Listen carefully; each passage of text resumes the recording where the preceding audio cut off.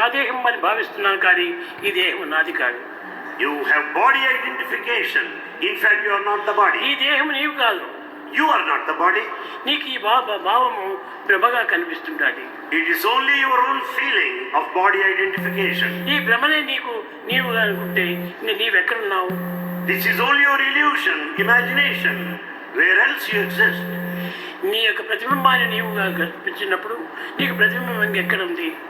Where is your reflection then?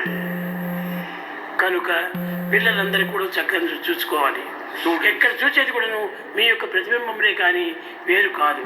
Students should understand this clearly all over. మీరు ఇప్పుడు చూస్తున్నట్టు సాయిబాబా సాయిబాబా సాయిబాబా అనుకుంటున్నారు. You all say Sai Baba. కానీ నేను సాయిబాబాని కాదు. Bhagavan is not Sai Baba. నేను మీరే, మీరు నేనే. In fact, Swami is you. You are Bhagavan.